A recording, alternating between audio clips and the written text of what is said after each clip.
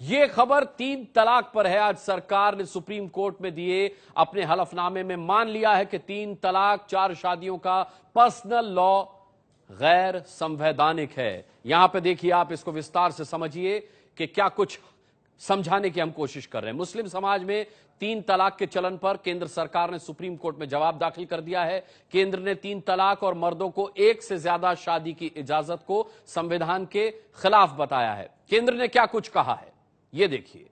संविधान से हर नागरिक को बराबरी का अधिकार मिला है। इसमें धार्मिक अधिकार पर भेदभाव नहीं किया जा सकता। 3 तलाक को केंद्र ने असंवैधानिक कहा।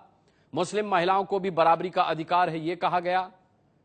लिंग के आधार पर भेदभाव को रोकना जरूरी है। इसमें महिला सामाजिक और आर्थिक तौर पर कमजोर हो जाती है, उसे मर्दों की मर्जी के मुताबिक चलना पड़ता है। यह देखिए, लिंग के आधार पर भेदभाव रोकना बेहद जरूरी है, यह कहा इसमें केंद्र ने। मुस्लिम महिला को मर्दों के हिसाब से चलना पड़ता है।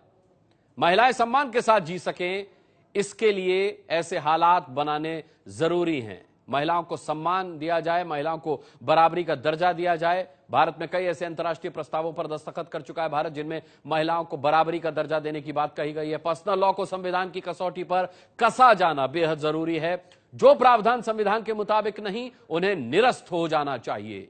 3 तलाक, बहुविवाह, निकाह, हलाला इस्लाम का अनिवार्य हिस्सा नहीं है। केंद्र ने हलफनामा दिया साफ तौर पर। ये तो ये आपने देखा कि किस तरीके से इस अहम मसले पर केंद्र का रुख रहा। केंद्र सरकार के इस बड़े फैसले पर क्या कुछ प्रतिक्रियाएं आई हैं, अब यह भी सुन लीजिए। यह प्रतिक्रियाएं आपको सुनाए उससे पहले हमारे संवाददाता निपुण सहगल हमारे साथ जुड़ रहे हैं। निपुण, बहुत अहम मसला, और क्या कुछ अपडेट है इस पर आपके पास? देखिए, निश्चित रूप से बहुत अहम मसला है और सबसे बड़ी बात यह थी कि सुप्रीम कोर्ट ने खुद संज्ञान लेते हुए सुनवाई शुरू की थी। 6 अलग अलग मुस्लिम महिलाएं बाद में सुप्रीम कोर्ट में पहुंची थी इन प्रावधानों का विरोध करते हुए। लेकिन केंद्र का क्या रुख है, ये जानना जरूरी था कोर्ट के लिए। कोर्ट ने कई बार पूछा था कि सरकार ने कई बार समय मांगा था हलफनामा दाखिल करने के लिए। आखिरकार वो हलफनामा आ गया है और हलफनामा अपने आप में बहुत प्रोग्रेसिव नेचर का नजर आ रहा है, जहां सरकार ने कहा है कि संविधान सबसे ऊपर है। यहां दर्शकों के लिए समझना जरूरी है कि यूनिफॉर्म सिविल लॉ की बात नहीं हो रही है कि पूरे पर्सनल लॉ का ही विरोध किया जा रहा है कि कोई पर्सनल कानून धर्म के आधार पर नहीं होगा। सरकार ने कहा है कि जो प्रावधान संविधान की कसौटी पर खरे नहीं उतरते, यानी कि बराबरी का दर्जा जो हर नागरिक को दिया गया है संविधान में, अगर किसी प्रावधान की वजह से वो अड़चन आ रही है तो वो प्रावधान रद्द कर दिए जाने चाहिए। यही सरकार का स्टैंड है और इस पर दशहरे की छुट्टी के बाद सुप्रीम कोर्ट में सुनवाई होगी। बहुत बहुत धन्यवाद निपुण, इस तमाम जानकारी के लिए आपका। तो अब केंद्र सरकार के इस बड़े फैसले पर क्या कुछ प्रतिक्रियाएं आई हैं, ये देख लेते हैं।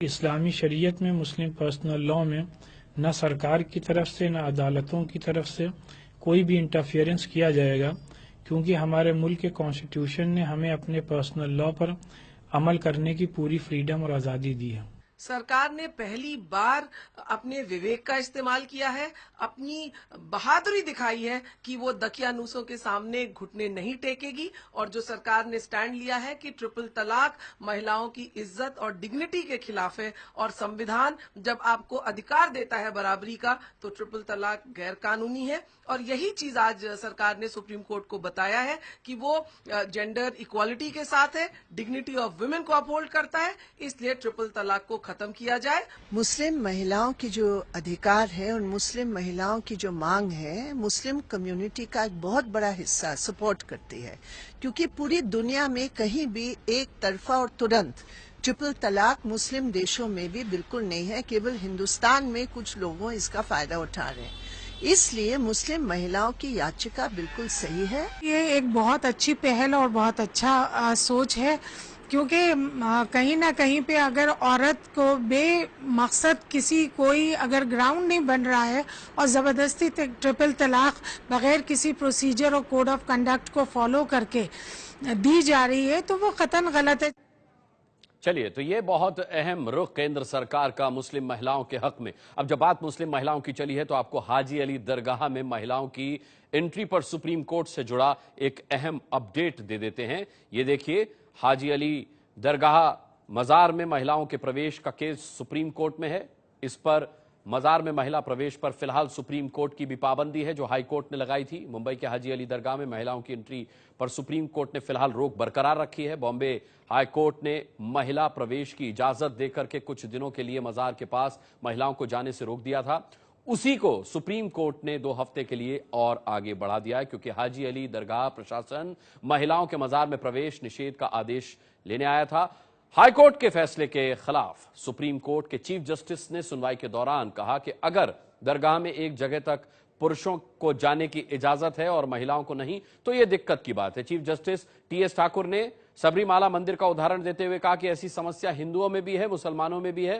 ट्रस्ट प्रगतिशील विचारधारा दिखाए। हाजी अली दरगाह ट्रस्ट को सुझाव देने के लिए 2 हफ्ते का वक्त मिला हुआ है। यहां प्रवेश पर निषेध है तो यूपी में एक ऐसा गृह प्रवेश हो गया है, उसकी बात करते हैं।